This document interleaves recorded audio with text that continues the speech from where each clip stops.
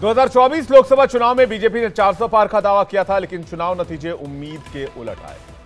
केंद्र में बीजेपी की सरकार तो बनी, लेकिन बीजेपी बहुमत तक नहीं आ पाई। यूपी जैसे बड़े राज्य में बीजेपी के खराब प्रदर्शन पर चर्चा हो रही है।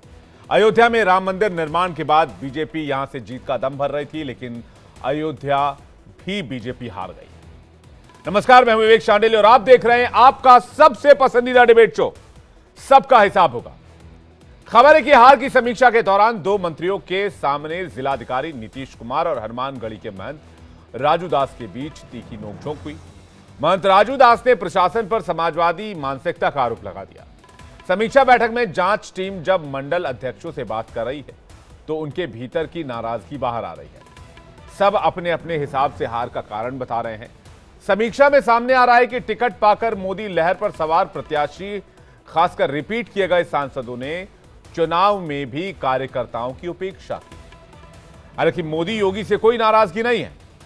अधिकांश जगहों पर कार्यकर्ताओं ने कहा कि मोदी या योगी से कोई नाराजगी नहीं है, लेकिन जनप्रतिनिधियों को लेकर गुस्सा है। अग्निवीर को लेकर भी कई जगह पर युवाओं की नाराजगी की बात सामने आई। विपक्षी गठबंधन संविधान और आरक्षण खत्म किए जाने का नैरेटिव सेट करने में कामयाब रहा। जो दलित भाजपा और बसपा को वोट देते थे, वो सपा और कांग्रेस प्रत्याशी को चले गए। यूपी में बीजेपी के खराब प्रदर्शन की असली वजह क्या है, आज हम इन्हीं सवालों से समझने की कोशिश करेंगे। साथ ही योगी आदित्यनाथ एक्शन में क्यों हैं? क्या 2027 की तैयारी में योगी आदित्यनाथ अभी से जुट गए? इस सवाल पर भी डिबेट करेंगे। लेकिन सवाल क्या होंगे आज के महत्वपूर्ण, वो आपके सामने रखते हैं। क्या अधिकारियों की मनमानी बीजेपी को भारी पड़ी है? क्या राम मंदिर के बावजूद अयोध्या में हार बड़ा झटका है? क्या यूपी में बीजेपी के खराब प्रदर्शन की बड़ी वजह कार्यकर्ताओं में निराशा या फिर सांसदों का रिपीट होना है? पहले एक रिपोर्ट देखते हैं, उसके बाद आज की डिबेट।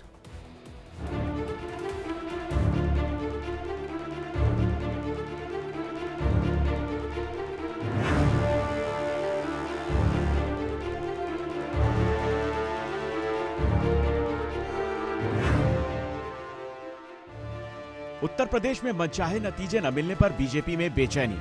करीब 8.5% वोटों की गिरावट के कारण तलाशे जा रहे हैं। साथ में घर के भेदियों को खोजा जा रहा है ताकि हार के लिए जिम्मेदारी तय की जा सके।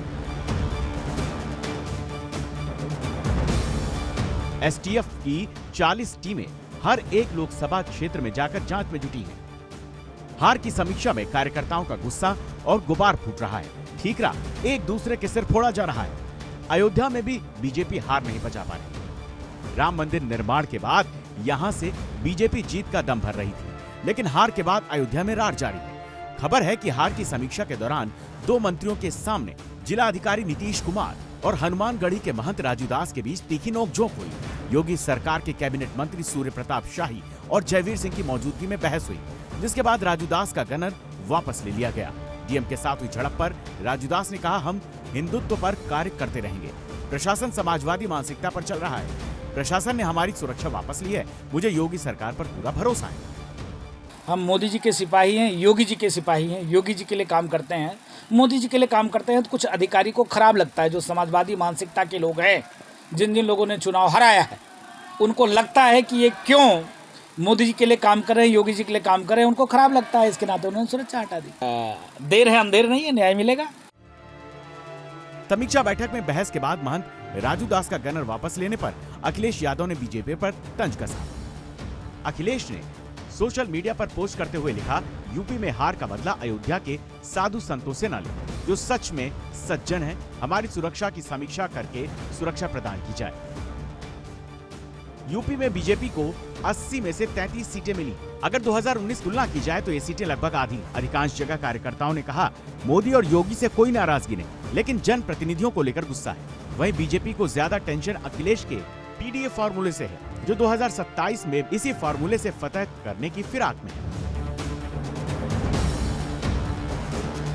लोकसभा चुनाव में खराब प्रदर्शन को लेकर सीएम योगी मिशन 2027 में जुट गए। चुनाव नतीजों के बाद से ही सीएम योगी एक बार फिर फुल एक्शन में है। एक और अतिक्रमण पर बाबा का बुलडोजर गरज रहा है, तो वहीं दूसरी ओर प्रदेश में कानून व्यवस्था को दुरुस्त करने के लिए ऑपरेशन लंगड़ा जारी है, ताकि प्रदेश की सुरक्षा में कोई चूक न हो। लोकसभा चुनाव में समाजवादी पार्टी ने यूपी में शानदार प्रदर्शन किया। सपा राज्य में सबसे बड़ी पार्टी बनकर उभरी। सपा के शानदार प्रदर्शन से अखिलेश यादव उत्साहित नजर आ रहे हैं। ऐसे में अगर बीजेपी को यूपी में तीसरी बार सत्ता हासिल करनी है तो 2027 से पहले आपसी झगड़ों को खत्म कर हार की असली वजह को खोजना होगा, ताकि एक बार फिर यूपी में जीत का परचम लहराया जा सके। तो क्या बीजेपी 2027 की तैयारी में लग गई है, इसलिए योगी तगड़े एक्शन में नजर आ रहे हैं। संजय राणा राजनीतिक विश्लेषक हमारे साथ जुड़ रहे हैं, रोहित अग्रवाल प्रवक्ता आरएलडी हमारे साथ जुड़े हैं, मनीष श्रीवास्तव प्रवक्ता कांग्रेस पार्टी हमारे साथ जुड़े हैं, प्रोफेसर भुवन जोशी प्रवक्ता समाजवादी पार्टी हमारे साथ जुड़ रहे हैं और प्रेम कुमार वरिष्ठ पत्रकार हमारे साथ जुड़ रहे हैं। आप सभी मेहमानों का बहुत बहुत स्वागत है। संजय राणा जी, सबसे पहले शुरुआत करते हैं आपसे। जिस तरह से चुनाव रिजल्ट के बाद योगी आदित्यनाथ एक्शन में नजर आ रहे हैं, क्या योगी जी को 2027 की टेंशन है कि जिस तरह का प्रदर्शन 2024 के लोकसभा चुनाव में रहा, अगर यह प्रदर्शन रिपीट हुआ तो फिर 27 में लेने के देने पड़ सकते हैं? गुड इवनिंग टू फैलो पहले देखिए, ऐसा है कि अगर आप चर्चा करते हैं 2024 का चुनाव 2027 का, नो डाउट इसमें एक बहुत बड़ा प्रश्न चिन्ह भारतीय जनता पार्टी के लिए है और भारतीय जनता पार्टी के लिए एक दुविधा का भी समय है, क्योंकि अगर इस चीजों को जो करेक्शन नहीं किए, जहाँ के हार के कारण तो उसको करेक्ट नहीं किया गया, तो कहीं ना कहीं 2027 कहीं ना कहीं इनके लिए कठिन ना हो जाए। तो नो डाउट उस पर एक्शन माननीय मुख्यमंत्री योगी आदित्यनाथ जी ले रहे हैं और भारतीय जनता पार्टी को भी इस पर समीक्षा करनी चाहिए कि उसमें हार के कारण क्या, उसमें क्या क्या कहाँ पे त्रुटियां हुई, उसको कैसे दूर किया जा सके, कैसे जनता का जो जनता जिनसे कुछ नाराज है, अगर मान लीजिए है भी, तो उसको दूर किया जा सकते। अगर किसी भी तरह से नाराजगी है या किसी तरह से नैरेटिव सेट करने में या नैरेटिव के बन जाने से अगर भारतीय जनता पार्टी से उनके वोटर दूर हो गए हैं, चाहे ओबीसी हो, चाहे अभ्यर्थी हो, चाहे एसटी हो या एससी हो, तो उस पर चर्चा करना पड़ेगा और उस पर उनको काम करना पड़ेगा, तभी जा करके कहीं ना कहीं इनकी एक 2027 नहीं, जो एक्शन हो रहा है, ये लाल बत्ती एक्शन है, वीआईपी कल्चर पर एक्शन है, ये जो आईपीएस ऑफिसर्स की ट्रांसफर जो है, वो एक्शन क्या है? वो 27 की तैयारी है या फिर 24 के रिजल्ट के बाद का एक्शन है? वो नहीं, इसको मैं 24 के रिजल्ट से विवेक जी बिल्कुल नहीं देखता हूँ। जो ट्रांसफर पोस्टिंग होते रहते हैं, कभी कभी सीनियरिटी के हिसाब से होता है, कभी कभी चीज़ों को बदलाव करने की ज़रूरत होती है, कभी कोई अधिकारी किसी जगह पे बहुत दिन से रहता है तो उस पर उसको अच्छी जगह भेजा जाता है, कोई अधिकारी काम नहीं कर रहे उसको हटाया जाता है। तो देखिए, प्रशासन में बदलाव होते रहते हैं, प्रशासन में बदलाव होते रहने चाहिए, क्योंकि कोई भी प्रशासन में परमानेंट नहीं, वो तो बहुत कॉमन सी बात है संजय जी कि प्रशासन में बदलाव होने चाहिए, लेकिन बदलाव अगर टाइमिंग पर, उस टाइमिंग को लेकर सवाल है, बदलाव पर कोई सवाल नहीं है। वो एक प्रोसेस है, जो प्रोसेस चलती रहती है, जो प्रोसेस आप बता रहे हैं। मैं टाइमिंग को लेकर सवाल पूछ रहा हूं। विवेक जी देखिए, अपने देश और प्रदेश में चुनाव हमेशा होते रहते हैं, किसी ना किसी के चुनाव होते रहते हैं, और इस पे अगर हम चर्चा करें कि भाई कब काम करेंगे, तो काम करने के लिए तो चुनाव का इंतजार नहीं करना चाहिए, चुनाव परिणाम का भी इंतजार नहीं करना। काम है, काम करते रहेंगे। उस पर सरकार, हमें लग रहा है कि सरकार उस पर काम कर रही है और प्रशासन में चेंजेस की जरूरत है। कहीं भी अगर जनता को लगता है कि जो उनके प्रशासनिक अधिकारी उनके पक्ष में काम नहीं कर रहे हैं, तो एक मुखिया के नाते मुख्यमंत्री का कर्तव्य है और अपने कर्तव्य का निर्वाह करते हुए आ रहे हैं। तो उसमें मुझे नहीं पूरे ऐसा लगता है कहीं पे कि ये जो ट्रांसफर पोस्टिंग हो रहा है या बदलाव हो रहा है अधिकारियों में, किसी कारणवश हो रहा नहीं, कोई कारण नहीं होता है। इसका एक कारण यही होता है कि जनता तक जनता की बातें, जनता के लिए किया जा रहा जो कार्य है वो नहीं, जनता तक जनता की बातें सरकार जो की जा रही है वो पहुंचाई जाए, लेकिन वही तो नहीं पहुंच रही। यही तो बात सामने आई कि भाई जो नेता है उनकी बात नहीं पहुंच पाए, जिसकी वजह से बीजेपी को सेटबैक लगा। इसके अलावा कैंडिडेट रिपीट किए गए, बहुत सारी ऐसी चीजें हैं। तो क्या योगी जी 27 की तैयारी दुरुस्त कर रहे हैं? मैं ये सवाल जोशी जी के पास लेके जा रहा हूं, भुवन जोशी जी हमारे साथ जुड़े हुए। जोशी जी, सवाल इसी बात को लेकर है, जिस तरह का प्रदर्शन समाजवादी पार्टी का रहा है 24 में, 27 में वही रिपीट होता है तो फिर योगी जी की थर्ड टर्म में वापसी मुश्किल हो जाएगी। तो क्या योगी जी उस तैयारी में लग गए या फिर 24 के रिजल्ट के बाद का एक्शन अभी आपको दिख रहा है, चाहे वो वीआईपी कल्चर हो या फिर वो ट्रांसफर पोस्टिंग हो? देखिए विवेक जी, समाजवादी पार्टी तो जिस दिन से उसका लोकसभा में आज तक का सर्वश्रेष्ठ प्रदर्शन हुआ है, हमारे कंधों पर उत्तर प्रदेश की जनता की जिम्मेदारी और बढ़ गई और पीडीए के प्रति जो हमारे नेता ने जो हमें सूत्र दिया था, हमारी जिम्मेदारी बढ़ गई है। उत्तर प्रदेश के युवाओं के प्रति, महिलाओं के प्रति और किसानों के प्रति हमारी जिम्मेदारी बहुत ज्यादा बढ़ गई है। 33 के 37 सांसद हमारे दिल्ली में उस आवाज को उठाने का काम करेंगे और 2027 में जो जिम्मेदारी, जो आशा की भरी नजरों से 30 करोड़ उत्तर प्रदेश के वासी माननीय अखिलेश यादव जी को देख पा रहे हैं, तो हमारी जिम्मेदारी बनती है कि हम उन लोगों के प्रति अपना जो उन्होंने हमें वोट के रूप में जो अपना सहयोग दिया है, उनकी आकांक्षाओं पर खरा उतरे और वो जिम्मेदारी है 2027 में भारतीय जनता पार्टी का सूर्यास्त करने के लिए उस दिशा में समाजवादी पार्टी ने उसी दिन से काम करना शुरू कर दिया जिस दिन से नहीं, लेकिन उत्तर जोशी जी प्रदेश की आपसे जनता आगे ने- तो बाबा दिख रहे हैं, बाबा ने एक्शन शुरू कर दिया है। मैं उसी को लेकर आपसे सवाल कर रहा हूं। मैं विवेक जी आपका प्रश्न का आप जवाब देता, उसका थोड़ा सा आपने दोनों प्रश्न मिक्स कर रहे थे। आपने कहा था जी। कि आपकी पार्टी क्या कर रही है। अब मैं आ जाता हूँ योगी आदित्यनाथ जी जो मुख्यमंत्री साहब।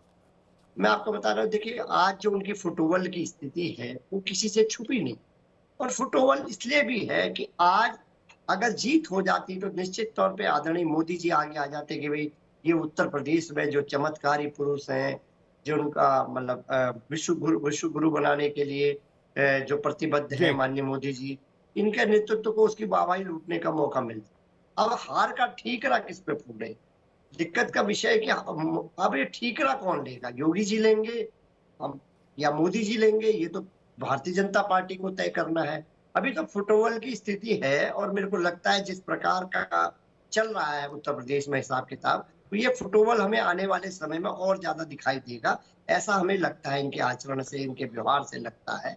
और निश्चित तौर ये पे आप कह रहे हैं कि ये हार के बाद का ये नतीजा है। मैं रोहित जी के पास जा रहा हूं। रोहित अग्रवाल जी, समाजवादी पार्टी कह रही है हार का नतीजा है, इसलिए स्थिति है, और ये सिर्फ फुटबॉल वाली स्थिति बीजेपी के अंदर बनती दिख रही है। देखिए विवेक भाई, एक स्थिति बिल्कुल साफ है कि सरकार किसकी बनी, एनडीए की बनी, उसके बावजूद समीक्षा कौन कर रहा है, वो एनडीए के घटक दल कर रहे हैं। क्योंकि हमको जनता की चिंता है, हमको पता है कि जनता ने हमको तीसरी बार आशीर्वाद दिया है, लेकिन उसके बावजूद अगर कहीं हमको ये लग रहा है कि हम हल्का सा कमजोर हुए हैं, तो हम ऐसी स्थिति में समीक्षा करने का काम कर रहे हैं। परंतु आप ये देखिए, वो इंडिया गठबंधन वाले जो समाजवादी पार्टी हो चाहे कांग्रेस हो, ये समीक्षा करके भी राजी नहीं है, ये विपक्ष में रह के ही खुश हैं। ये विपक्ष में रह के इनको ऐसा लग रहा है शायद जनता ने इनको विपक्ष में रखने के लिए जो मजबूती दी है, वही आशीर्वाद जनता ने इनको दे दिया कि इनको पता है अपना कैलिबर, ये सत्ता में रहने लायक लोग ही नहीं है, इसलिए ये बहुत खुश है। दूसरी चीज ये, अगर समीक्षा के अंदर लोकतांत्रिक व्यवस्था और भारतीय जनता पार्टी के कार्यकर्ताओं के बीच में अगर आपस में कुछ कहासुनी हो रही है, कोई बात हो रही है, तो इसमें कोई परहेज नहीं होना चाहिए। देखिए, जब आप जीतते हो तो मनोबल हाई होता है, मनोबल हाई होता है तो आदमी अपनी अपनी बात रखता है। जब आप हार जाते हो तो मनोबल लो होता है, कोई आदमी क्या कहेगा, किसी के पास कुछ कहने को नहीं होता है। तो समीक्षा करना जनता के लिए, हम जनता के नौकर हैं, हम लोकतंत्र के अंदर हम जनता की सेवा के लिए आए हैं, तो लोकतंत्र के अंदर हम तो भैया अपनी समीक्षा करेंगे कि हम कहां पे हमारी बात कमी रह समीक्षा गई, की नहीं है रोहित इसको भाई। हम आज सुधार जिस तरह से महंत राजू दास ने किसी अधिकारी को कह दिया कि आप समाजवादी सोच पर काम कर रहे हैं, तो देखिए, बात जहां उस तक बात महंत की है। राजू दास जी की बात है, जहां तक विवेक ये भाई महंत मैटर राजू जो दास जी ये की बात मैटर है, जो उठा है, वो मैटर वहीं से उठा है कि क्या देखिए हाँ अधिकारी विवेक भाई, बात नहीं सुन रहे थे, क्या कैडर की बात पुलिस थानों में नहीं सुनी जा रही थी। 1000 स्पेकुलेशन है ना। मैं आपसे समझने की कोशिश कर रहा हूं, आज का जो एक्शन हो रहा है यूपी में, वो 27 से रिलेटेड है या 24 का परिणाम है? देखिए विवेक भाई, लोकतंत्र के अंदर अफसरशाही की कोई जगह नहीं होती है, और अगर अफसरशाही होगी तो लोकतंत्र के अंदर जनता का नुकसान होता है। देखिए, जो लोकतंत्र के अंदर नेता होते हैं, उनका काम यही होता है कि अफसरशाही से जनता को बचाना और अफसरशाही के ऊपर नकेल कसना कि वो जनता की सेवा के लिए है, ना कि राज करने के लिए। इसीलिए 2 व्यवस्थाएं बनाई गई हैं कि नेता उस जनता के ऊपर राज ना करने लगे और अफसरशाही ना राज करने लगे। राजू दास जी की जहां तक बात रही, तो एक वो बड़े संत हैं, अयोध्या में मठ के एक कहीं ना कहीं अध्यक्ष हैं, और ऐसी स्थिति में इस तरीके का उनके साथ जो व्यवहार किया गया, ये कहीं ना कहीं गलत व्यवहार है और इसकी निंदा होनी चाहिए। डीएम अयोध्या को ये समझना चाहिए कि अगर कोई समीक्षा बैठक है, उसके अंदर कोई बात हो रही है, तो आप समाजवादी सोच के तहत अगर आप वहां पे पोस्टेड हैं, तो आपको फिर कहीं ना कहीं अपने काल को अपने भूलना पड़ेगा। क्योंकि आप स्थिति देखिए कि आप किसी महंत को अगर सुरक्षा मिली हुई है, तो क्या ये उसके लिए फैसिलिटी है? भाई, राजू दास को तो समाजवादी पार्टी के कार्यकाल में भी सुरक्षा मिली हुई थी। तो आज आपको ये समझ में आ रहा है कि राजू दास जी के ऊपर आपराधिक मुकदमे, तो आपराधिक मुकदमे तो भैया पिछले 7 साल से आप सरकार में हैं, और पिछले 7 साल से उनको सुरक्षा मिली हुई, क्यों मिली हुई है उनको सुरक्षा? तो ऐसी स्थिति में साफ दिखाता है कि ये द्वेष की भावना से जो कार्रवाई की गई है, यही तो सवाल है ना, यही तो सवाल है ना, यही रोहित भाई, यही तो सवाल है ना। इसी पर तो सवाल पूछ रहा हूं, जोशी जी इस पर जवाब देंगे। डीएम, आपने डीएम को कहा कि वो किसी सोच से पीड़ित है, या किसी सोच के वजह से वो इस तरह का फैसला ले रहे हैं। क्या कोई बड़ा खेल हुआ है इस बार के चुनाव में जिसकी तरफ आप इशारा करना चाह रहे हैं, या खुल के कहना नहीं चाह रहे? खुल के कहिए ना, मेरा शो है, खुल के कहिए, कोई दिक्कत नहीं है। मेरे शो में खुलकर बातचीत होती है रोहित भाई। डीएम के ऊपर कार्रवाई होनी चाहिए। ये कोई तरीका थोड़ी ना है कि आप खाली किसी मीटिंग में आते हैं, आप कह देते हैं कि उनके गन नहीं, तो उनके किसी एक्शन को पॉलिटिसाइज कैसे किया जा सकता है? किसी भी अधिकारी के एक्शन को पॉलिटिसाइज किया जा सकता है क्या? जी, किसी भी अधिकारी के एक्शन को पॉलिटिसाइज किया जा सकता है, या पॉलिटिसाइज करने की कोशिश कर रहे हैं, या आपको लग रहा है कि जानबूझकर ऐसा किया गया? हम तो एक संत को अगर कोई सुरक्षा मिली हुई है क्योंकि वो एक संवेदनशील जिले के अंदर वो महंती कर रहा है, एक हनुमानगढ़ी एक बड़ा कहीं ना कहीं आस्था का केंद्र है, वहां पे वो महंती कर रहे हैं और वहां पे उनको सुरक्षा मिली हुई है, उनकी सुरक्षा के साथ खिलवाड़ अगर किया जा रहा है तो हम ये कह रहे हैं कि डीएम इसका मतलब कहीं ना कहीं किसी न किसी सोच से ग्रस्त है और डीएम और पर कार्रवाई होनी चाहिए तुरंत। और इसलिए शायद चुनाव में एनडीए को नुकसान हुआ यूपी में, ये कह रहे हैं? बिल्कुल नुकसान हुआ। अयोध्या की सीट अगर एनडीए हारा तो इसकी जवाबदेही कहीं ना कहीं भारतीय जनता पार्टी के पूरे कैडर की है, और ये साफ दिखाता है कि जिस तरीके का कृत्य आज अधिकारी कर रहे हैं, मनमानी अधिकारी कर रहे हैं, वो दिखा रहा है कि कहीं ना कहीं आपने जनता की सेवा नहीं करी। जनता नाराज थी, इसीलिए जनता ने सरकार को वोट नहीं दिया, क्योंकि आप अगर जनता के लिए काम करते, आप यही अफसरशाही आप जनता के साथ करते होंगे। जब आप भरे मीटिंग में, सरकार की मीटिंग में आप एक महंत के गनर हटा देते हो, उसकी सुरक्षा हटा देते हो, उसकी सुरक्षा का खिलवाड़ करते हो, तो आप जनता का क्या भला करते होगे? आप जनता को भी इसी तरीके जोशी जी, से ये बहुत गंभीर चर्चा निकलकर सामने आई और मैं इसी लाइन पर की ओर जाना चाह रहा था। जोशी जी, आपका जवाब क्या होगा? देखिए, मैं इतना कहना चाहता हूँ, भारतीय जनता पार्टी की 7 साल से सरकार चल रही है, शासन भी इनका है, प्रशासन भी इसका है। अगर विवेक जी, मैं जितना मेरा अनुभव है उतना मैं उस आधार पे मैं समझ सकता हूँ, ये केवल फुटबॉल है, और वो फुटबॉल है केवल हार का कारण। हार का एक्चुअल में भारतीय जनता पार्टी एनडीए में श्रेय लेने के लिए तो बहुत नेता है, लेकिन जब हार कौन ले, ये अब बिल्ली के घंटी कौन बांधेगा? आपको कुछ मेरे को लगता है कि कोशिश की जा रही है कि कोई अधिकारी पर इस तरह की बात डालकर अपना जो है दामन को बचा लिया जाए, लेकिन निश्चित तौर पे जिस प्रकार वहां पर दुकानें उजाड़ी गई, जिस प्रकार वहां घरों पर टूटा गया, जिस प्रकार SC ST OBC समुदाय को, अन्य समाज के लोगों को सरकार के द्वारा मदद नहीं करेगी, उसी का नतीजा रहा। और निश्चित तौर पे समाजवादी पार्टी के कार्यकर्ता वहां पर उन लोगों के साथ खड़े रहे जिनकी दुकानें तोड़ी गई, जिनके मकान तोड़े गए, मंदिर तोड़े गए, मस्जिद तोड़ी गई, तो उनके साथ हम लोग खड़े रहे। उसी का नतीजा है कि समाजवादी पार्टी वहां पर बहुत मजबूत स्थिति में निकल के आई है। और ठीक है, तो प्रेम कुमार जी के पास जा रहा हूं, उसके बाद मैं मनीष जी आपके पास आऊंगा। जो बात कही जा रही है प्रेम कुमार जी, यूपी में योगी जी के एक्शन को लेकर, सवाल इस बात को लेकर है कि एक्शन को रोहित जी प्रोसेस बता रहे हैं, लेकिन उसी एक्शन को जोशी जी कह रहे हैं कि ये हार के बाद की बौखलाहट है और 27 की टेंशन है। विवेक जी, पहले तो मेरी ये बात समझ में नहीं आई कि महंत राजू दास जी बीजेपी के कैडर हैं कि हनुमानगढ़ी के महंत हैं और हिंदू धर्म के लिए, क्योंकि उन्होंने कहा कि हम योगी के सेवक हैं और मोदी के सेवक हैं। योगी के सेवक तो समझ में आती है बात, क्योंकि योगी जी स्वयं भी नाथ संप्रदाय के प्रमुख हैं, लेकिन मोदी के सेवक हो जाए ये बात थोड़ी आपत्तिजनक लगती है कि एक अखाड़े का महंत, वो भी अयोध्या का, वो मोदी जी का सेवक हो गए। ये एक बात मेरा ऑब्जर्वेशन था जो मैंने रखा। दूसरी बात है कि राजू महंत दास से गनर छीनना, एक डीएम की इतनी हिम्मत हो रही है तो आप समझिए पूरे प्रदेश में जो राजनीतिक समीक्षा हो रही थी, लोग कह रहे थे कि योगी आदित्यनाथ जो है वो अंदर खाने हराने का काम कर रहे हैं और एडमिनिस्ट्रेशन को लूज रखे हुए हैं और वगैरह वगैरह जो आरोप लगते थे, उसकी तो सरेआम पुष्टि हो रही है ना कि एक डीएम राजू महंत दास से गनर छीन रहा है और योगी सरकार कुछ कर नहीं पा रही। तो ये तो सीधे सीधे योगी सरकार ने उनका गनर छीना है, इसको ऐसे देखिए। तो इस ऐसे क्यों ना देखा जाए? तो हम ये कह रहे हैं कि जो अंदर खाने लड़ाई चलती रही पॉलिटिकली, उसकी पुष्टि हो रही है। ये बीजेपी, अगर आंकड़ों में देखा जाए तो बीजेपी को 10% वोट का नुकसान हुआ है उत्तर प्रदेश में, कम बात नहीं है। बीएसपी को 9% वोट का नुकसान हुआ है। बीएसपी और बीजेपी को नुकसान हुआ और समाजवादी पार्टी और एनडीए को कुल मिला के 40% से ज्यादा वोट आए हैं इस बार। तो विधानसभा चुनाव में तो चुनौती है ही, और जो लोग मान रहे हैं कि उत्तर प्रदेश में एनडीए जीता हुआ है तो भ्रम में है।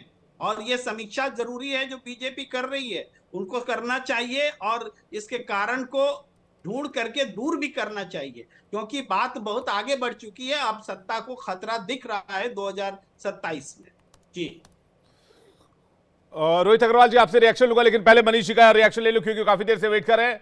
मनीष जी, यूपी में अगर बीजेपी हार की समीक्षा कर रही है तो इसमें जो अभी तक का जो एक्शन योगी सरकार का दिखा है उसमें साफ तौर पर नजर आ रहा है कि योगी अब 27 की तैयारी कर रहे हैं और एक चैलेंज दिख रहा है उनको 27 में। तो क्या आप लोग भी अभी से तैयारी में लग गए? देखिए, कुछ चीजें हैं जो मुझे लगता है आप सब लोगों के नोटिस में होंगी। एक तो जैसे बीजेपी हार की समीक्षा कर रही है कि सरकार हार की समीक्षा कर रही है, दोनों बातों में फर्क है। अगर बीजेपी हार की समीक्षा कर रही है, ठीक है, उसे करनी भी चाहिए। हम भी समीक्षा करते हैं कि हम कहाँ कमजोर रह गए, कहाँ ठीक रह गए।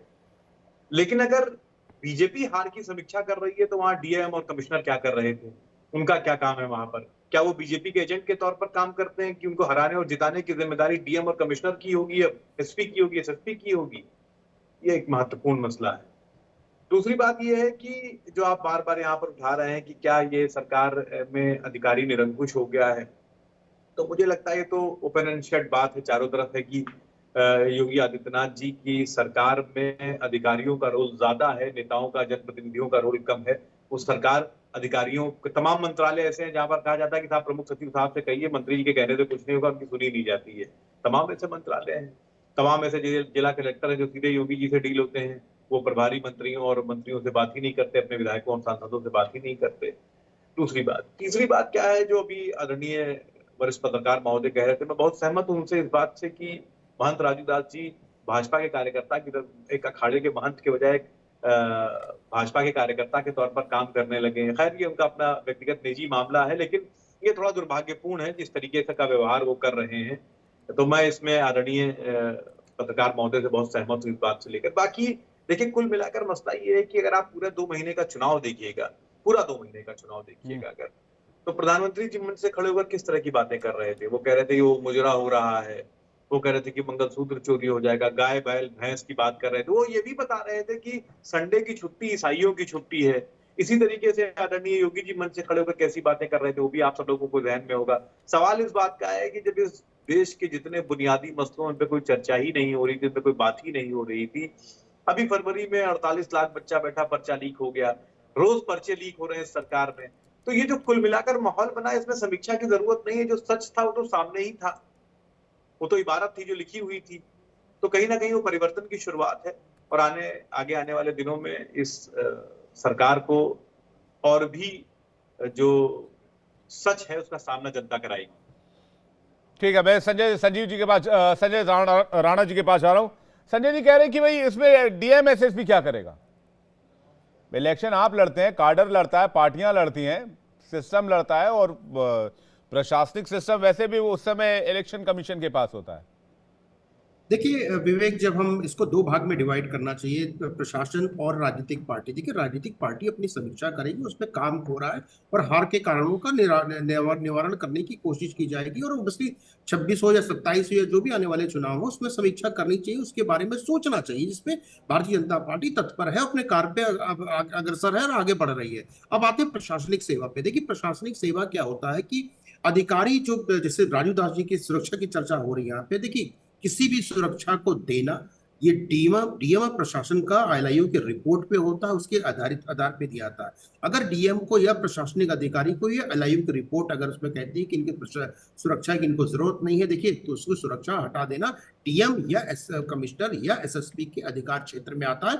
उसमें वही बता सकते हैं कि उन्होंने किस बेसिस पर हटाया। हमें नहीं लगता कि मीटिंग पे बैठ करके चर्चा होने के लिए प्रश्न अगर पूछ लिया जाता है तो उसके लिए वो उनका गनर हटा देंगे, नंबर 1। और नंबर 2, देखिए किसी भी मठ के मठाधीश को हमें नहीं लगता है कि किसी भी गनर सुरक्षा कर्मी की जरूरत है। देखिए, मठ के मठाधीश हैं, वो धार्मिक चीजों को मानने वाले हैं और धर्म को मानने वालों के लिए किसी भी तरह की हमें नहीं लगता कोई संजय जी, आप अपनी बातों को कॉन्ट्राडिक्ट कर रहे हैं।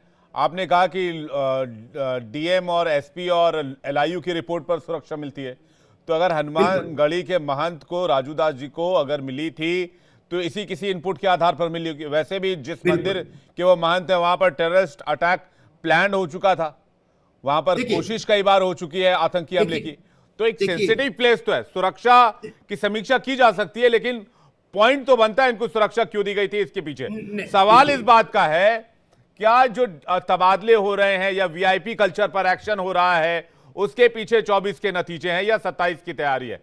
मुझे इसका देखिए, अगर आप जवाब दे पाए। विवेक जी दो चीजों का मिक्स कर रहे हैं। एक राजू दास जी अलग मैटर है और जो ट्रांसफर पोस्टिंग अलग मैटर है। तो अगर आप राजू दास जी की चर्चा करते हैं तो पहले सुरक्षा कारणों में से दिया गया होगा। जहां तक टेररिस्ट अटैक की बात है, संजय जी पूरे मैं मिक्स देश नहीं में- कर रहा हूं, संजय जी मिक्स नहीं कर रहा हूं, मैं ये कह रहा हूं, नहीं मिक्स नहीं कर रहा हूं। ये बात वहीं से निकली कि भाई डीएम बात नहीं सुन रहा अगले की, तो डीएम बात नहीं सुन रहा। और ये बात पहले भी होती रही कि डीएम और बाकी अधिकारियों ने चुनाव में बात नहीं सुनी है, चुनाव के पहले वो समाजवादी सोच के थे। तो राजू दास ने कहा कि भाई इसी सोच की वजह से बीजेपी की दुर्गति हुई उत्तर प्रदेश में।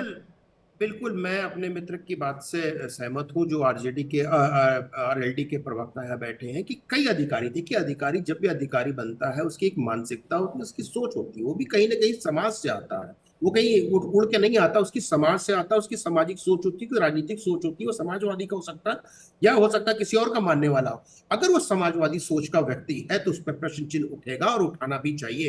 हो सकता है वो समाजवादी सोच का व्यक्ति हो जिसने उनकी प्रशासन जो सुरक्षा दी गई है, पर्सनल सुरक्षा दी गई है, पुलिस सुरक्षा दी गई है, उसको हटाया। क्योंकि एलआईयू की रिपोर्ट अगर आई भी है तो ये तो कोई तरीका नहीं होता हटाने का, नो डाउट। इसमें मुझे बोलने में कोई गुरेज नहीं है कि लोग अब जो अधिकारी हो, चाहे प्रशासनिक अधिकारी हो, डीएम हो, एसएसपी हो, कमिश्नर हो, इनकी एक राजनीतिक सोच होती है, राजनीतिक सोच के तहत काम किया जाता है। तो हो सकता है जो वहां के डीएम हो राजनीतिक सोच, समाजवादी राजनीतिक सोच से आते हो, उसमें बोलने में कोई हर्ज नहीं है।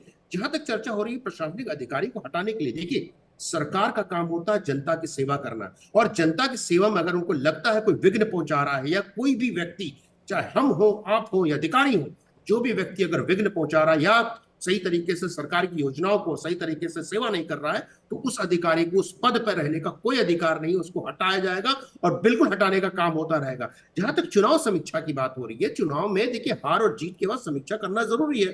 अगर कोई पार्टी, भारतीय जनता पार्टी समीक्षा कर रही है, समीक्षा के बाद अगर अच्छा काम करना चाहती है या उसके लिए कुछ कार्य करना चाहती है जो जनता के हित में है, हमें नहीं लगता उसमें कोई। रोहित अग्रवाल कुछ कह रहे हैं, लेकिन मनीष जी कह रहे थे कि समीक्षा कैसे हुई, यहाँ पर तो डीएम, एसपी और बाकी जो जिलाधिकारी वो बैठे हुए थे, तो अगर ये समीक्षा ही थी तो यहाँ पर हार की समीक्षा तो पार्टी के अंदर होगी ना।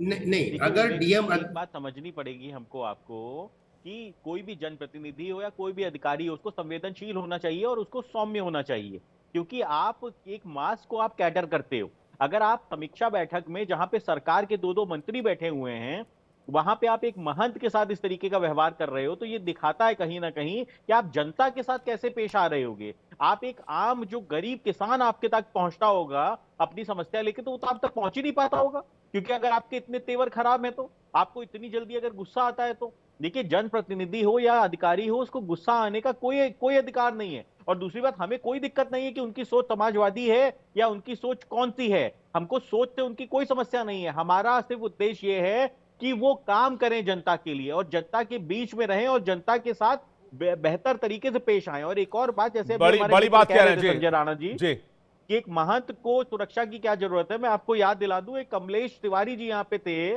जिनके पास एक सुरक्षा थी, करीब 7 गनर थे उनके पास, उसके बाद उनकी दिन दहाड़े हत्या कर दी गई थी। और महंत राजू दास जी जिस जिले में महंती कर रहे हैं, हम सब जानते हैं वो संवेदनशील जिला है, और उसी हनुमानगढ़ी के अंदर टेररिस्ट अटैक तक हो चुका है। तो ऐसी स्थिति में बात यहाँ पे ये नहीं है कि सुरक्षा चाहिए या नहीं चाहिए, यहाँ पे देश की सुरक्षा की बात होती है। एक मैसेज जाता है अयोध्या से, एक मैसेज खाली अगर एनडीए का कैंडिडेट हार गया तो आज पूरे देश के अंदर हाहाकार मची हुई है कि एनडीए का कैंडिडेट हार गया, तो उसका एक बड़ा मैसेज गया है। तो एक ये समझना पड़ेगा कि जो समीक्षा हो रही है ये इसलिए हो रही है कि अगर सरकार को 10 साल के कार्यकाल के बावजूद अगर जनता ने मैंडेट दिया है परंतु कमजोर किया है और विपक्ष को मजबूत किया है, तो जनता को समस्या क्या है, जनता की क्या तकलीफें हैं जो हम एड्रेस नहीं कर पा रहे हैं। हमारा उद्देश्य ये है, हमारा उद्देश्य समीक्षा का ये नहीं है कि खाली हम जीतते चले जाएं। हम अगर जनता के बीच में जा रहे हैं, हमको जनता के बीच में हर 5 साल में जाना है और अभी 3 साल बाद जाना है हमको तो वोट तो जनता ही देगी ना, सत्ता में तो जनता ही लेके आएगी। और समीक्षा करेंगे तो समीक्षा में क्या है, जनप्रतिनिधि का व्यवहार और नौकरशाही का व्यवहार जनता के प्रति, अगर वो बेहतर होगा तो ऐसी स्थिति में जनता हमसे खुश रहेगी। जनता के लिए काम करने के लिए हम आए हैं, तो हम जनता की तकलीफ सुनने के लिए समीक्षा करते हैं, ना कि खाली अपनी पार्टी के लिए समीक्षा करते हैं। तो हमको आपको ये चीज देखिए- समझनी पड़ेगी पूरी तरीके से कि खाली आरोप प्रत्यारोप से फर्क नहीं पड़ता। यहाँ खाली सरकार हमारी और बात जनता नहीं के है। बीच खाई विपक्ष पैदा के यहाँ करने पे की मनीष कोशिश जी की गई। बैठे हैं, जोशी यहाँ जी पे से मैं भुवन सवाल जी लूंगा, बैठे हैं। नहीं क्या अगर सरकार अधिकारी और का जनता के व्यवहार बीच ठीक खाई नहीं हो, पैदा करने की विवेक भाई कोशिश 10 की गई? सेकंड दीजिए।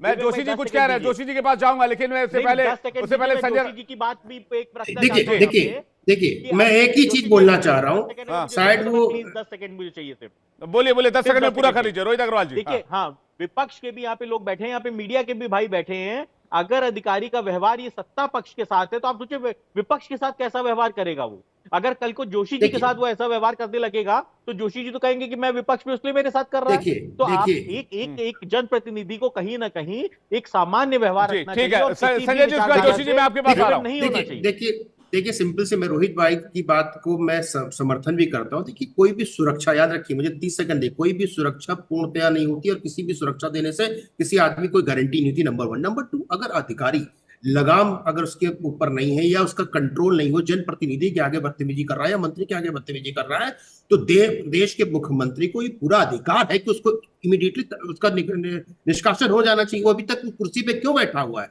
यहाँ महंत की बात नहीं हो रही। एक व्यक्ति भी हो, सामान्य व्यक्ति भी अधिकारी के केबिन में जाता है, उससे काम बोलता है, तो उस अधिकारी को सौम्य होकर उसका काम करना पड़ेगा, क्योंकि वो जनता का नौकर है, वो किसी सरकार का नौकर नहीं है। अगर वो काम नहीं करता है तो अभी नहीं, तक नहीं, सवाल उस डीएम की कुर्सी सर, में बैठा कैसे वो? किसी अधिकारी के प्रोफाइल को डिस्कस या फिर उनके जॉब रोल को डिस्कस करने नहीं बैठे। यहां पर सवाल इस बात को लेकर है, जिस वीआईपी कल्चर पर योगी जी एक्शन ले रहे हैं, जिस वीआईपी कल्चर पर वीआईपी कल्चर है जा रही है, क्या वो एक वजह बना है? क्या वो प्रदर्शन में कमी की एक वजह बना है? मैं तो ये जानना चाह रहा हूं। मतलब वीआईपी कल्चर हमें समझ नहीं आ रहा विवेक भाई, जो वीआईपी कल्चर बोल रहे हैं। एक बड़ी खबर आ रही है इस वक्त, बड़ी खबर का रुख करते हैं। सीएम से विवाद के बाद सीएम से मिले हैं राजू दास, ये बड़ी खबर आ रही है। सीएम योगी से मिलने के लिए पहुंचे हैं महंत राजू दास। डीएम से विवाद हुआ था, डीएम से विवाद के बाद सीएम योगी से मिलने के लिए पहुंचे हैं राजू दास। महंत राजू दास सीएम योगी से मुलाकात कर रहे हैं और हनुमानगढ़ी के महंत हैं राजू दास। डीएम से विवाद हुआ, डीएम से विवाद होने के बाद अब योगी आदित्यनाथ से मुलाकात करने के लिए पहुंचे हैं। ये इस वक्त की बड़ी खबर आ रही है। जोशी जी कुछ कहना चाह रहे हैं? जोशी जी, उसके बाद मनीष जी आपके पास आ रहा हूं। मोहन जोशी जी। देखिए, हमें लगता है कि किसी भी को सुरक्षा मिलती है, उसकी विवेचना भी तय समय पे होती हो रहती है, और लगता है कि सुरक्षा देना जरूरी है तो प्रशासन और शासन मिलकर तय करता है।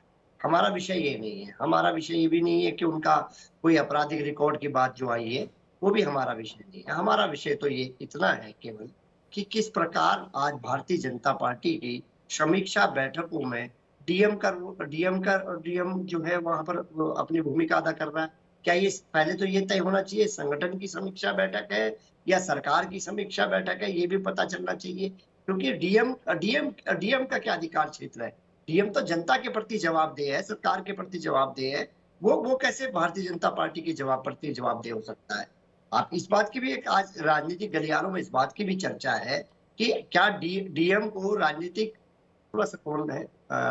गलियारों में ये भी चर्चा है कि क्या कर रहे हो तो भारतीय जनता पार्टी की समीक्षा कहां से हो जाती है भाई? वो तो एक जनप्रतिनिधि वहां पे बैठ के समीक्षा कर रहे हैं। संजय राणा, आप भारतीय नहीं, आप ये बता दीजिए सर, संजय राणा भारतीय जनता पार्टी का तो नहीं है, मंत्री प्रदेश का है। विवेक थोड़ा सा संजय राणा को शांत कराइए। नहीं, आप मुझे दो चीजों को मैंने संजय राणा के बीच में नहीं बोला, मैंने संजय राणा के बीच में नहीं बोला। संजय राणा मुझे अपना विषय रखने दीजिए। मैंने बड़ा धैर्य से आपको सुना है।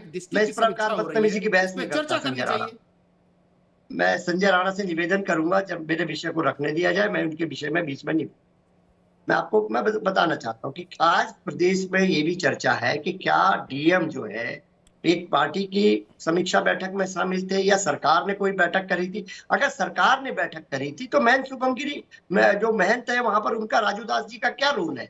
या तो राजू दास का उस बैठक में नहीं होना चाहिए था या फिर डीएम का नहीं होना चाहिए था। ये दोनों अलग अलग अथॉरिटी है। मैं जितना समझ पाता हूँ महंत राजू दास कोई सरकारी अथॉरिटी नहीं है और डीएम भारतीय जनता पार्टी का कार्यकर्ता नहीं है। इन दोनों का जवाब देना चाहता हूँ। एक मैं बोलने दे राणा जी, मैं बोला तो मैं ये जानना चाहता हूं कि क्या ये दोनों का वहां पर होना ये संदेह पैदा नहीं करता कि ये प्रशासन की बैठक थी या राजनीतिक बैठक थी?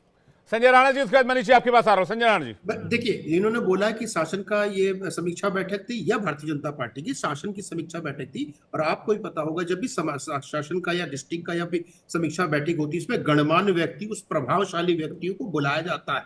थाने की भी अगर विवेचना होती, थाने में भी समीक्षा होती, तो उस एरिया के गणमान्य व्यक्तियों को बुलाया जाता है समीक्षा करने के लिए कि उस क्षेत्र की शांति बहाल कैसे किया, उसका डेवलपमेंट कैसे किया, चीजों को विस्तार कैसे किया।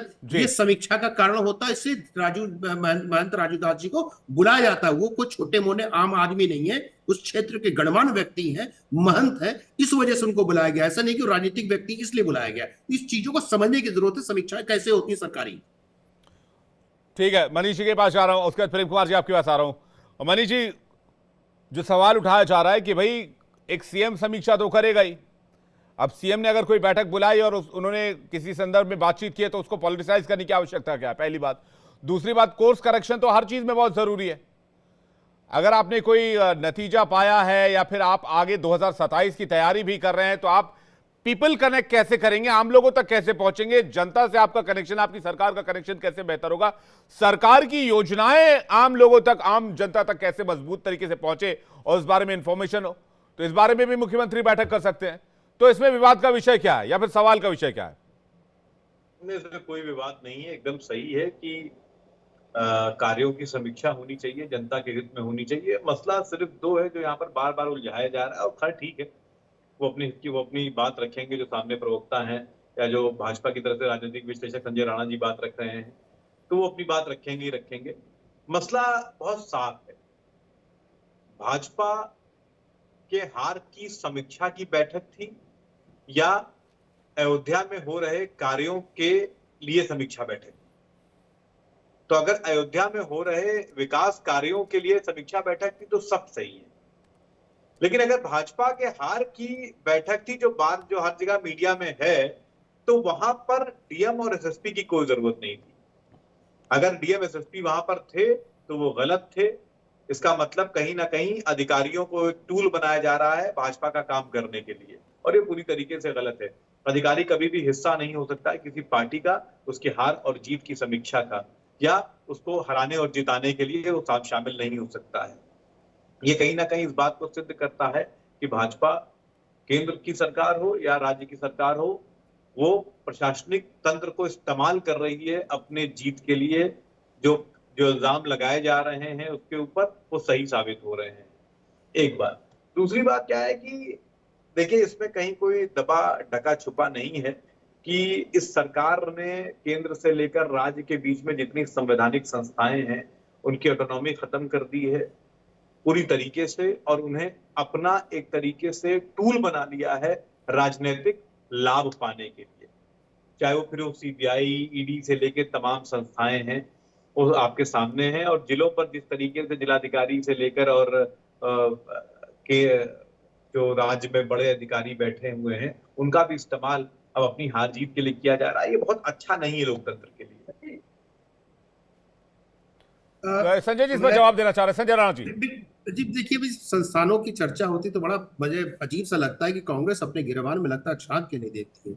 इलेक्शन कमीशन की बात करते हैं, इलेक्शन कमीशन का ढिंढोरा पीट रहे थे कि भैया ईवीएम जब जीत गए तो ईवीएम का ढिंढोरा बंद हो गया।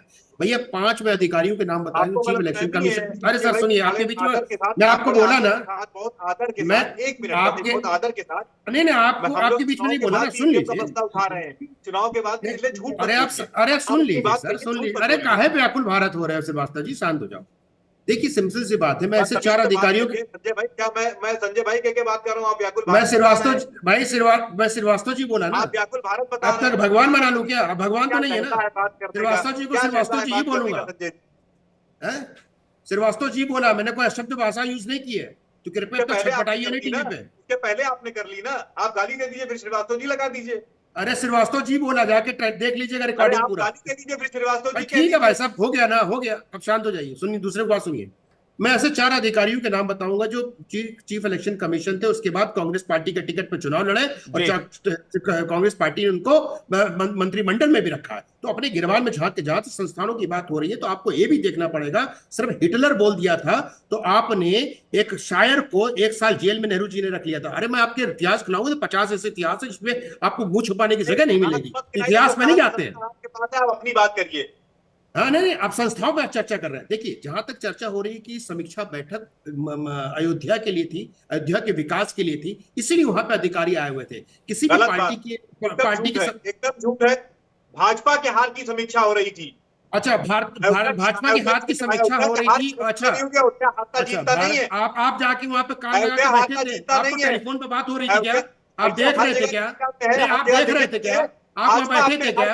आप वहां पे बैठे थे क्या? आप वहां पे बैठे थे, सुन रहे थे, आप वहां पे उपस्थित थे, आपको टेलीफोन पे बात बताया जा रहा था, मोबाइल पे कॉल आ गई थी, समीक्षा हो रही है। जब किसी का ज्ञान ना हो, नहीं बताइए, आपने देखा है?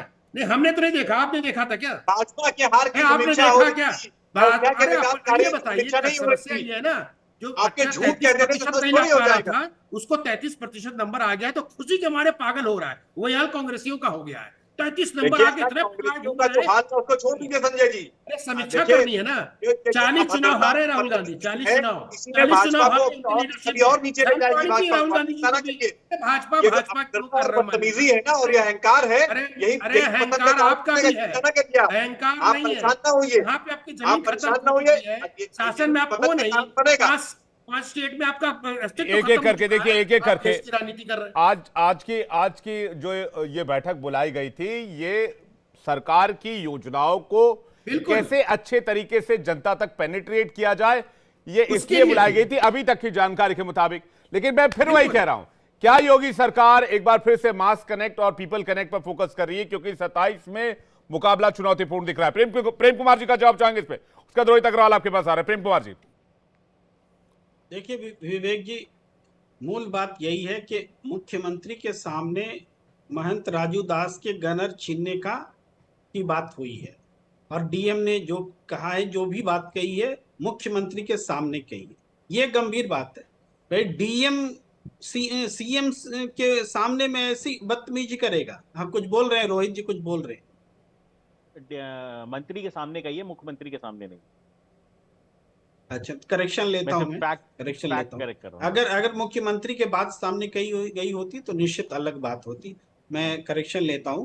तो ये जो है एक्शन लिया गया है डीएम की तरफ से, तो वो उस एक्शन में हम ये देख रहे हैं कि प्रशासन सीधे तौर पर राजू दास से पंगा लेता दिख रहा है, महंत राजू दास से। और इसके तात्कालिक कारण नहीं है, ये चुनाव के समय दौरान वाले कारण रहे हैं। आप ये भी देखिए, अयोध्या जैसी जगह पे बीजेपी हारी है, और एडमिनिस्ट्रेशन पर एक बड़ा इल्जाम लगा है कि उन्होंने वो काम नहीं किया है, बीजेपी को हराने का काम किया है। सब बीजेपी के ही खेमे में बातें कही जाती रही हैं।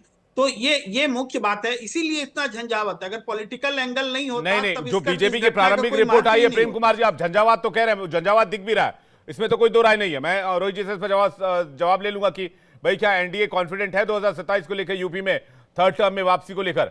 लेकिन सवाल इस बात को लेकर है कि जो स्थिति आज के दौर में, जो सिचुएशन दिख रही है उत्तर प्रदेश में, जिस तरह से एक्शन ले रहे योगी आदित्यनाथ, तो जो प्रारंभिक रिपोर्ट पहले सामने आई, उस प्रारंभिक रिपोर्ट में कहा गया है, बीजेपी काडर ने कहा कि भाई थानों में हमारी बात नहीं सुनी जाती।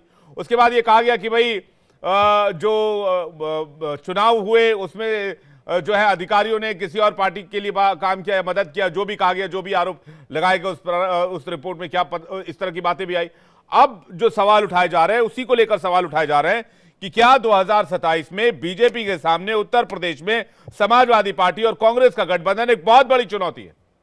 और इसलिए आज की बैठक में योगी आदित्यनाथ ने निर्देश दिया है कि सरकार की योजनाओं की पूरी डिटेल, पूरी जानकारी लाइन बाय लाइन हर एक शख्स को, हर एक परिवार को होनी चाहिए। तो क्या ग्राउंड पर नेताओं ने काम नहीं किया? क्या सांसद रिपीट कर दिए गए, टिकट ज्यादा रिपीट कर दिए गए? हुआ क्या है जिसकी वजह से योगी आदित्यनाथ इतने तेज एक्शन में है? प्रेम कुमार जी, देखिए, ये बात जानने के लिए जाहिर बात है कि पार्टी की बैठक होगी और पैरेलली सरकारी बैठक हो सकती है समीक्षा के लिए कि कहां कार्यों की क्या प्रगति चल रही है। दोनों अलग अलग चीजें हैं, और जिसके संयोजक मुख्यमंत्री होते हैं कि हमारी सरकार का काम प्लस हमारी पार्टी का जो भी अपना मैनिफेस्टो है उसमें कितना तारतम्य बिठाया जाए। तो इस हिसाब से दोनों बैठकें होंगी और हो रही हैं। अब ये है कि ये योगी आदित्यनाथ की सरकारी कामकाज में कमी के वजह से हार हुई है क्या? तो ये भी अपने आप में एक बड़ा सवाल है कि मोदी सरकार की कमी से हार हुई है कि योगी सरकार की कमी से हार हुई है। ये समीक्षा नरेंद्र मोदी जी को भी तो करनी चाहिए ना कि उत्तर प्रदेश में हमारी केंद्रीय योजनाएं कितना काम कर रही थी, इसकी भी समीक्षा होगी। तो ये एक टसल दिखेगा, ये एक दूसरे पर टोपी ट्रांसफर वाला मामला बनता है। नहीं, ये इसमें एक और चीज मैं इसमें ऐड करना चाहूंगा कि अगर 24 के बाद 27 में किसी तरह के नुकसान, ये प्रदर्शन में नुकसान होता है या फिर रिजल्ट में नुकसान होता है, तो उसकी दारोमदारी भी योगी आदित्यनाथ पर जाएगी। अभी एक हफ्ते पहले एक मीटिंग हुई थी जिसमें योगी आदित्यनाथ ने कहा कि भ्रष्टाचार में शामिल अफसरों की नौकरी जाएगी, ठेकेदार की गाड़ियों में घूमना बंद करे और सड़क पर नमाज अदा ना हो। तो ये एक्शंस क्या बता रहे हैं? रोहित जी इस पर कुछ कहना चाह रहे हैं? रोहित अग्रवाल जी के पास जा रहा हूं, फिर उसके बाद जोशी जी आपके पास आ रहा हूं। रोहित अग्रवाल जी, एक स्थिति बिल्कुल, विवेक जी देखिए एक स्थिति बिल्कुल साफ है। यहाँ पे पक्ष विपक्ष का झगड़ा नहीं है, यहाँ पे ना कोई केंद्र और राज्य का झगड़ा है। यहाँ पे देखिए हमारी एनडीए की सरकार है और डबल इंजन की सरकार है। केंद्र में भी एनडीए की सरकार है और प्रदेश में भी एनडीए की सरकार है और देश के लगभग 70% प्रदेशों में एनडीए की सरकार है। ऐसी स्थिति में अगर हम प्रो अप्रोच रख रहे हैं कि 2027 में चुनाव में जाना है, रोहित जी, अगर 2024 में विधानसभा चुनाव कराए जाते उत्तर प्रदेश में लोकसभा चुनाव के साथ साथ, तो समाजवादी पार्टी और कांग्रेस की गठबंधन वाली सरकार बन जाती। वोट परसेंटेज के लिहाज से बात करें और रिजल्ट के लिहाज से बात करें, जितने सीटों पर उनको जीत मिली है, तो ये बात आपको ध्यान में रखनी होगी। हाँ, नहीं विवेक जी, एक बात बिल्कुल साफ है कि 2022 में हम समाजवादी पार्टी के साथ थे, चुनाव लड़ रहे थे, समाजवादी पार्टी के साथ थे और हम विपक्ष का ही भूमिका में आ पाए। 2024 से पहले हमने निर्णय लिया कि हम एनडीए का हिस्सा होंगे और 2024 के चुनाव के अंदर विधानसभा का चुनाव तो संभव ही नहीं था ना। अब ये तो फिर वही बात हो गई कि चाची की मूछें होती तो चाचा कहते। भाई जब वो चुनाव हो ही नहीं सकता था, वो चुनाव 27 में होगा क्योंकि एनडीए की एक 325 विधायकों की सरकार है आज उत्तर प्रदेश के अंदर। तो ऐसी स्थिति में यहाँ पे कहीं पे चुनाव हो ही नहीं सकता कि आप कि पुनः चुनाव हो जाए विधानसभा का। विधानसभा का चुनाव तो 27 में ही होगा। अग्रवाल जी, आपने बड़ी अच्छी एक लाइन लिखी थी, चाची की मूछे होते तो मैं चाचा कहता। 2014 में समाजवादी पार्टी का प्रदर्शन देख लीजिए यूपी में, फिर 2019 में देख लीजिए, फिर 2024 में देख लीजिए। मैं बिल्कुल तो मान रहा हूं धीरे धीरे चाची की मूछे 10 साल में आई और चाची चाचा हो गए। विपक्ष अब बहुत तगड़ा हो गया। 27 में अब ये तो वो डबल चाचा बन जाएंगे, फिर क्या कीजिएगा? नहीं, ये तो लोकतंत्र की खूबसूरती है और विपक्ष को तो मजबूत होना भी चाहिए और विपक्ष को सकारात्मक भूमिका में काम करना चाहिए, वरना ये फिर बाद में बिलबिलाएंगे और चिल्लाएंगे, कहेंगे साहब अधिकारी हमारी सुनता नहीं, अधिकारी हम पे कार्रवाई करता है। भाई अगर वो जनता की नहीं सुनेगा तो विपक्ष क्या सुनेगा? भुवन जोशी जी कुछ कहना चाह रहे हैं। ज्यादा जोशी जी को होनी चाहिए, इनकी चिंता हम कर रहे हैं। ये तो विपक्ष की सकारात्मक भूमिका में काम ही नहीं करना चाहते। देखिए विवेक जी, मैं बहुत जिम्मेदारी से कहना चाहता हूँ, स्थिति ये है कि जो हार हुई है एनडीए की, वो योगी जी की वजह से हुई है। ये हार नहीं हुई है। एक मिनट, क्या प्लीज करेक्ट योरसेल्फ। मैं सपा के प्रवक्ता से कहूंगा जोशी जी से कि करेक्ट योरसेल्फ। एनडीए नहीं हारा है, शपथ एनडीए ने ही ली है। प्रधानमंत्री ने तीसरी बार शपथ ली है, नरेंद्र मोदी जी प्रधानमंत्री बने हैं। Please correct yourself. Vivek ji, you have given the proper time to Mr. RLD spokesperson. Why interfere on my? No, this is not fair. I think Mr. Rohit Agrawal, please take care of it. भाई आज गलत तथ्य रखे, वो भी तो नहीं fair है ना साहब। नहीं, गलत तथ्य रखे don't do this. एनडीए की हार हुई है। Rohit Agrawal ji, don't do this. No, this is not fair. Listen me carefully. Please don't do this. Joshi ji, you may proceed. विवेक जी, मुझे लगता है आज जो टोटल की स्थिति है कि हार का ठीकरा किस पे फोड़ा जाए। ये भारतीय जनता पार्टी के सबसे बड़े चेहरे पर, माननीय प्रधानमंत्री जी पर उत्तर प्रदेश में जो सीटें कमाई है, उसका ठीकरा फोड़ना चाहिए, या योगी जी जो इस उत्तर प्रदेश के सबसे बड़े नेता है भाजपा के। बस ये लड़ाई उसी के इर्द गिर्द है। अब बलि का बकरा किसको बनाया जाएगा, ये भारतीय जनता पार्टी तय करने की कोशिश कर रही है। डीएम को बनाया जाए, राजू दास को बनाया जाए, प्रदेश अध्यक्ष को बनाया जाए, ये उन्हें तय करना है। हार का ठीकरा को किस पे फोड़ा जाए, इस पे आप चिंतन और मनन चल जी। इस पर रोहित अग्रवाल जी आपका जवाब, चूंकि आप अलायंस में, इसलिए उसके बाद प्रेम कुमार जी और मनीष जी आपके पास आ रहा हूं। रोहित अग्रवाल जी, देखिए ऐसा है, ये हमारा इंटरनल मैटर है। हम जनता के लिए चुन के आए हैं, जनता के द्वारा चुन के आए हैं। ये उसको हार कहें, ये उसको जीत कहें, इनके कहने और इनके मानने से तो कुछ होने वाला नहीं है। शपथ तो नरेंद्र मोदी जी ने ली है, सरकार तो एनडीए की बनी है, तो आप अगर उसको हार मानते हो तो आप मानते रहो। तो मैं तो यही कहूंगा आपका मानसिक संतुलन खो गया है और आप आत्ममुक्ता में इतने परेशान हो गए हो कि आपको यही नहीं समझ में आ रहा है कि आप विपक्ष में थे, विपक्ष में हो और विपक्ष में ही रहोगे। और आप अपनी समीक्षा मत करो, हम तो कह रहे हैं बिल्कुल मत करो अपनी समीक्षा, और इसी आत्ममुक्ता में रहो। 27 में भी आप विपक्ष में मजबूत विपक्ष के रूप नहीं, में आओ। ये आरोप मेरी तो तो शुभकामनाएं हैं। ये आरोप आप लोगों पर लग रहे हैं, एनडीए पर लग रहे हैं कि सेल्फ कॉन्फिडेंस में और मोदी और योगी की जोड़ी पर इतने आप लोग डिपेंडेंट हो गए। आपकी पार्टी नहीं, आपका तो स्ट्राइक रेट 100% का रहा है, बाकी पार्टियां और बीजेपी के कैंडिडेट्स, कि उन्होंने उस हिसाब से जाकर मेहनत ही नहीं की फील्ड पे और उसका रिजल्ट दिख गया यूपी में। तो सेल्फ कॉन्फिडेंस या ओवर कॉन्फिडेंस के शिकार तो वो नेता नजर आए जिन्होंने अपनी सीट लूज की।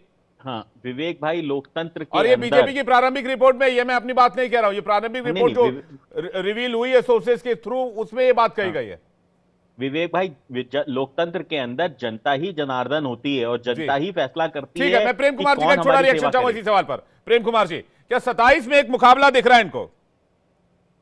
देखिए, मुझे थोड़ा मन हो रहा है रोहित जी से बात करने का। कीजिए सर। रोहित जी स्टेट लेवल की पार्टी है उत्तर प्रदेश में। जब समाजवादी पार्टी के साथ गठबंधन करते हैं तो समाजवादी पार्टी की सीटें नहीं, मतलब बीजेपी के मुकाबले कम रह जाती है, विपक्ष हो जाता है। और जब ये बीजेपी के साथ जुड़ते हैं तो बीजेपी उत्तर प्रदेश में आधी हो जाती है।